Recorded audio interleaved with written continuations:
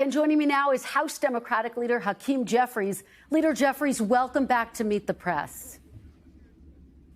Good morning. Great to be with you. Well, it's an honor to have you here on a very big Sunday. I do want to start in the Middle East and that ceasefire agreement between Israel and Hamas. As you know, in this extraordinary move, the outgoing Biden administration and incoming Trump administration did work together to try to secure this ceasefire agreement. Since then, we have seen both Mr. Biden and Mr. Trump try to take some credit for this deal. Let me ask you, Leader Jeffries, do you believe that President-elect Donald Trump deserves some credit for this ceasefire agreement?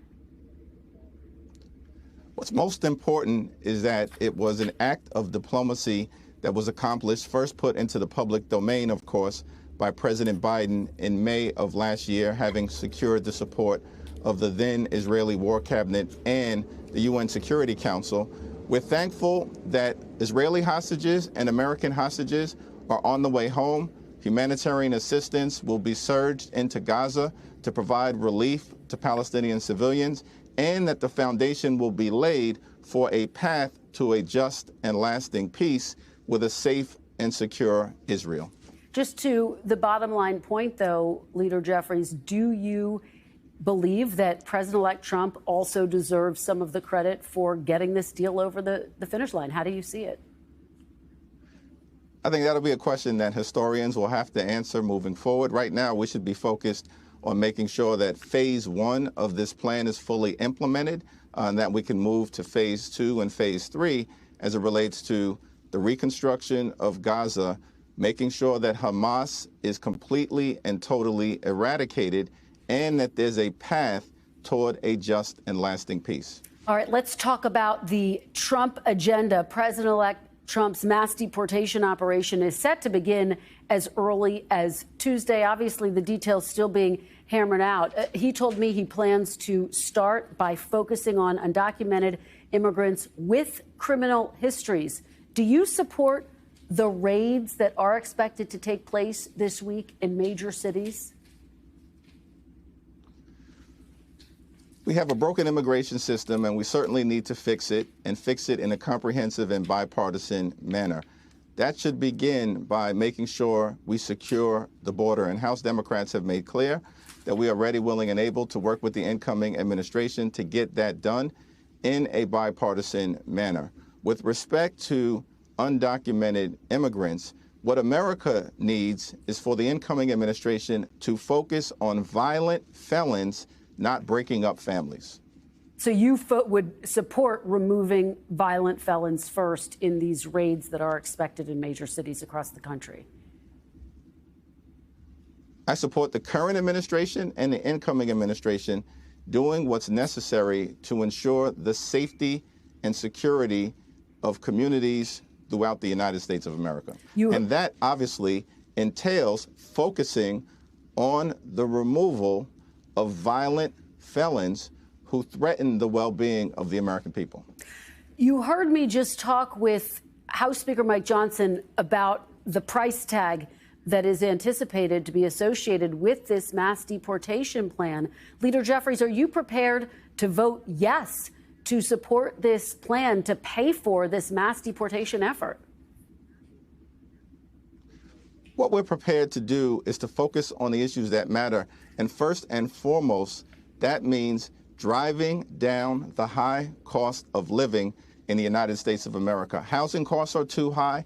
Grocery costs are too high. Insurance costs are too high. Utility costs are too high. Childcare costs are too high. America is too expensive. And what we need to do is to drive down the high cost of living and build an affordable economy for hardworking American taxpayers. We haven't seen any ideas, any plans, any bills put forward by our Republican colleagues in the House to get that done. We're anxiously awaiting something to show that they're serious about that effort. And no decision yet on whether you'll support that mass deportation plan? With respect to deportation activities, as I've indicated, the administration needs to focus on the removal of violent felons who threaten the well-being of the American people. Let me get your take on disaster aid, Leader Jeffries. You just heard Speaker Johnson very clearly say that, yes, there may be strings attached, that, yes, it's possible that they will move to try to link it to an increase in the debt limit. Would you vote yes if that were to come before you, if that were the only way you believe to get disaster relief to Californians?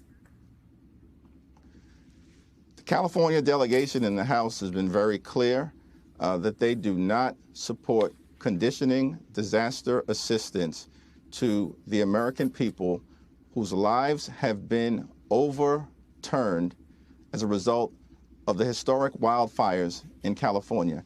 In the history of this country, we have never conditioned disaster assistance to Americans who are hurting. Why would we do it right now? Here's the answer in terms of why House Republicans are proposing to do just that. House Republicans want to pass massive tax breaks for billionaires and wealthy corporations to benefit the wealthy, the well-off, and the well-connected, and to stick the bill with working class Americans and those in the middle class who they claim to want to support. That is not an effort. That is not a scheme that Democrats will support. Let me ask you, you said in your floor speech to the 119th Congress, quote, "In a democracy, there's a time to campaign and a time to govern." Is there one issue, Leader Jeffries, you can identify today where you think you can find common ground with Republicans, where you're prepared to work with Republicans? The American dream has been broken for decades in this country. There are far too many Americans who are struggling to live paycheck to paycheck, can't get ahead, can barely get by. And we need to step in, not as Democrats or Republicans, but as Americans, as public servants, to do something about it, to make sure that people can actually pursue the American dream of home ownership, educate their children, have access to health care, and one day retire with grace and dignity. That's the American dream that has been broken for decades. We need to work together to fix it. There's a lot of question about Democrats' role, speaking of 2024, that Democrats played in allowing President Biden to stay in the race as long as he did. I want to play you something that you said back in February of 2024. Take a look. Do you think that it's time to pass the baton to a new generation of leadership, or do you think Joe Biden is the strongest candidate to defeat Donald Trump? Well, Joe Biden is definitely the strongest candidate to defeat Donald Trump. What do you say to Americans who believe you and other top Democrats misled them? Well, Joe Biden was the incumbent president at the time. He was the candidate at the time, and I supported him at the time, and that was the right thing to do based on the incumbent president making the decision that he was going to run. Obviously, things changed in late June and early July. But I think what's most important at this moment is not for us to look backward, but to look forward. Solve problems for hard-working American taxpayers and get things done. That's what the American people want to happen. That's the message that I interpret from the November election, and that's the work that House Democrats are prepared to do to make sure we're improving the quality of life for working-class Americans, not the wealthy, the well-off, or the well-connected. Leader Jeffries, I guess just bottom line, do you believe you had a responsibility to be more forthcoming about what you had seen behind closed doors as it relates to President Biden? What I saw behind closed doors was a president who was working hard to get things done, to deliver for the American people on infrastructure, on driving down the high price of life-saving prescription drugs, on bringing domestic manufacturing jobs back home to the United States of America. It's important to understand that President Biden inherited 3 different catastrophes on day one: a democracy catastrophe, a public health catastrophe, and an economic catastrophe, all at the same time, and worked hard to put America in the strongest possible position moving forward. Leader Jeffries, very quickly, with President Biden set to leave the White House on Monday, who do you think is the leader of the Democratic Party right now?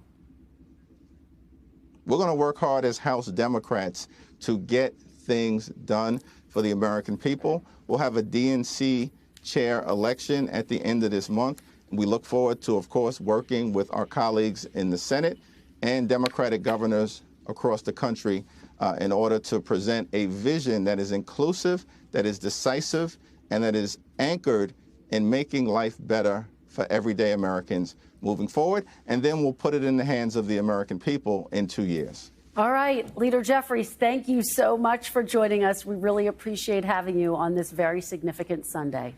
Thanks for watching. Stay updated about breaking news and top stories on the NBC News app or follow us on social media.